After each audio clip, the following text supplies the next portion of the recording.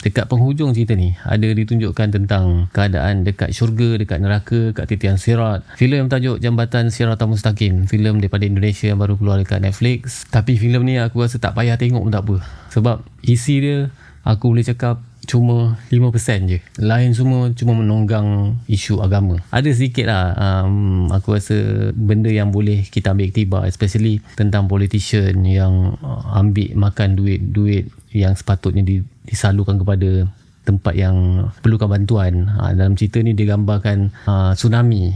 So tempat tu perlukan bantuan tapi politician ni pergi ambil duit tu, songlap duit tu. So adalah balasannya dekat akhirat, dan benda tu digambarkan dalam filem ni lah, kat penghujung cerita tu. Pasal titian sirat, pasal neraka, pasal syurga. Adalah macam tentacle pergi hempuk manusia-manusia yang jatuh kat titian sirat ni, dan ada bayangan dekat syurga ada pokok. Macam-macam lah. Menonggang agama ni memang sah-sah menonggang agama lah untuk keuntungan sendiri. Filem terbaru daripada Indonesia, Jambatan Siratal Mustaqim, baru keluar kat Netflix. So rating aku untuk filem ni korang boleh tengok kat website Kotak Nyaman. Dekat sana korang boleh bagi review dan juga rating untuk setiap filem ataupun series yang korang dah tonton. Apa pendapat korang tentang filem Jambatan Siratal Mustaqim ni?